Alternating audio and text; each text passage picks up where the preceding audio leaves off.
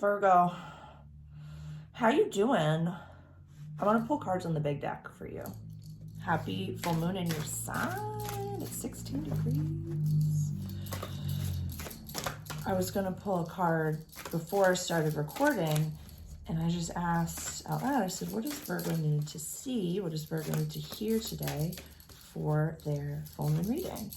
And all I heard in my head, and pardon me for being crass, is just ease the fuck up. Ease the fuck up. This is an interesting card. Ease the fuck up. This is under the deck. Okay.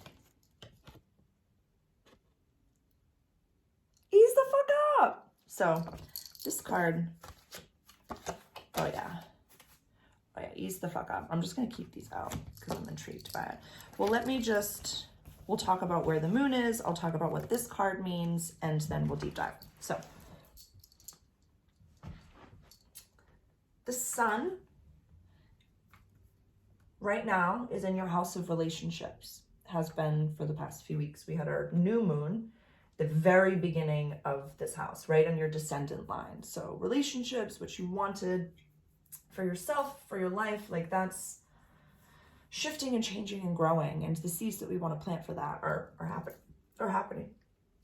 So now, that's when the sun and the moon were over here together. Now, we have our moon over here, which is in our first house of who we are, the storefront view of my life. This is your rising sign in the beginning.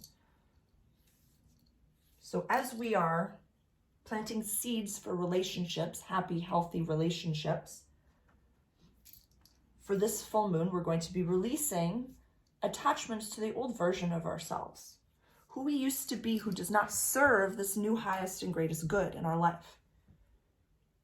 Because you don't have to be who you were in your last breath, Virgo.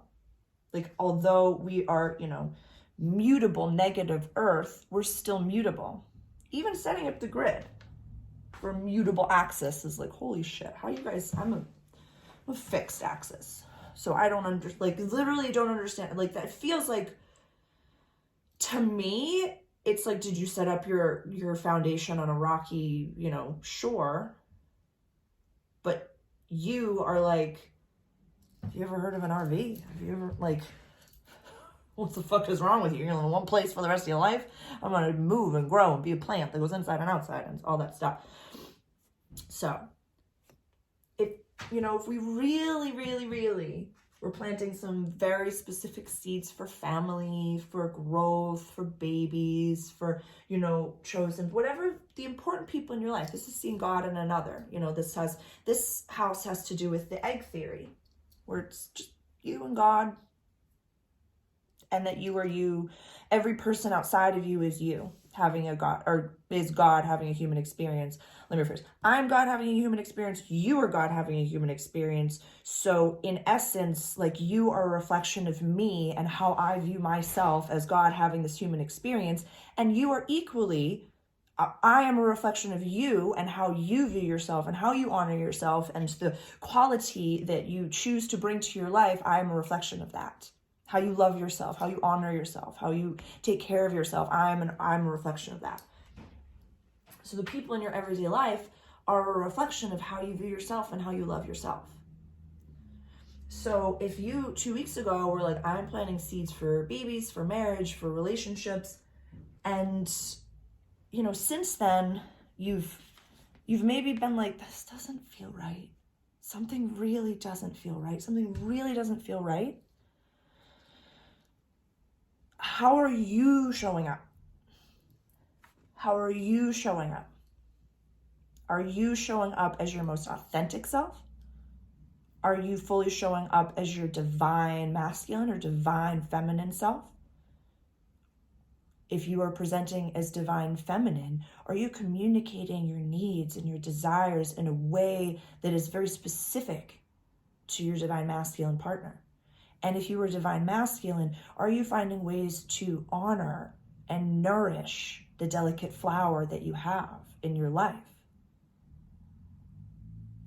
And if not, step one, Do you want this person to be in your life? Does this person need to be in your life? Yes or no?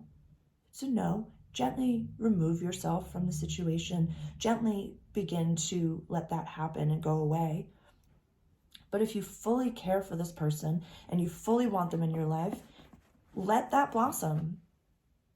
Change it a little bit. That puzzle piece just doesn't go in the place on the puzzle board that you put it, but it goes on the puzzle board because you want it on the puzzle board. You're allowed to have it. You can decide, I want this person on my puzzle. I want them in my forever forest. I want them here. The Forever Forest is a piece that I wrote. It's on my Medium page. I'll see if I can link that, the Forever Forest. Because it's, as consciousnesses, I, had a view of, we all come down to this planet together as little pods of beings.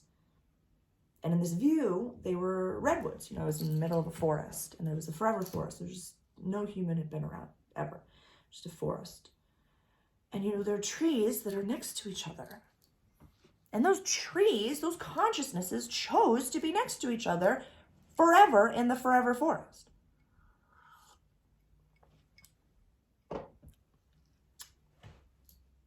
So sometimes if someone's right next to you, you really want them right next to you, and it's just like, I really just want them right here, but it's just not vibing. And so, you know what? What if this person was here?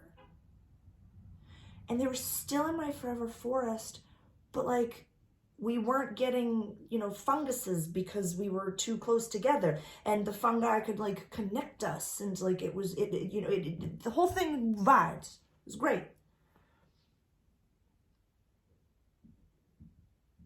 But if something feels off,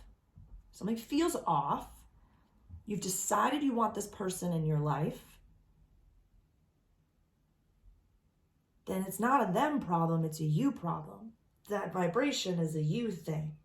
You can't change anybody outside of you. You can change yourself, you can change your thoughts, words, and actions, you can change your reaction to them, and then you can move yourself closer or farther away from them based on that information.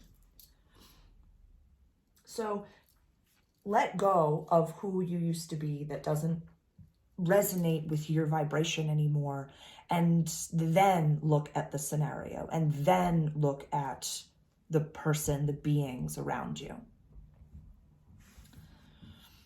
Go back to the card we pulled for us. This is the Five of Swords, and I find this card to be very specific because you're here with me. You're here with me. So this card, let me ask you, who do you identify with on this card? We have three beings here. These two are kind of grouped together, if you will. So these beings. A lot of the times people identify with these beings here. This is, a battle has been lost. Battle has been lost. Some relationship has ended. Something, just like here, just like in your life, something has changed, or something just doesn't feel right. Even his shoulder being up, it's like, fuck. But how do we face it? As a forward thinker and as a leader, I always identify with this being here. Let's pick up the pieces and move forward. If I have to leave behind, even comrades, because you've chosen to label, to sew this defeat on your lapel and say, this is where I stand. This is where I am. I don't want to better myself from here. I'm done. I'm good. I'm right here. Fuck, I can't even face the sword that I tried to wield. And this guy's like, come on. These are breadcrumbs. These are tools. These are things we can utilize. This guy's thrifting. It's let's take these and what can we make with them? What can we do with them? How can we move forward with them? The card that's underneath it all, this Queen of Swords, she's cut these ties that bound her herself. This is air energy as well. So this is our Libra Gemini, Aquarius energy. This is thoughts. This is intellect energy here. But yeah, there's one bird that flies over there. She's cut that off herself. You know, the sword points straight up. Intellect, knowledge, knowing. I know who I am. I know what I will stand for. I will not harden myself. I'm open. She's open to receive. She's open for goodness, open for health, cut the ties that bound her, and moving forward. Moving forward. You know? The three other cards that fell out. You can balance everything. Look at it in a jovial way and try to have some fun. You know?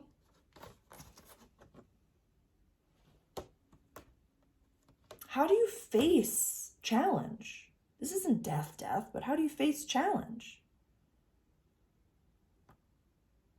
You can juggle it, you can handle it, even if it feels a little bit messy. It's okay to be messy, Virgo. It's okay to be messy.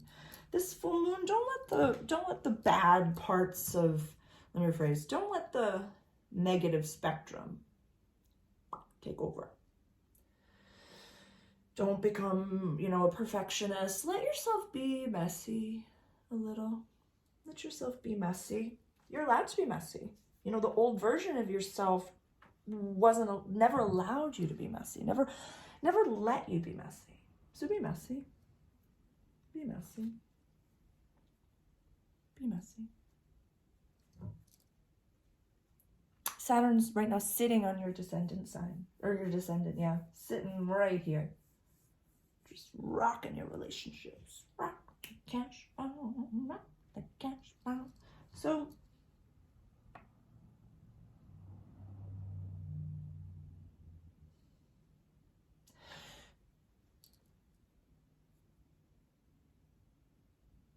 you face change in a really beautiful way, Virgo, and I'm proud of you for it. I feel like you and Saturn are going to get along nicely, with Saturn transiting your house of relationships for the next 3 years. I'm excited. I feel like that's going to be a really enjoyable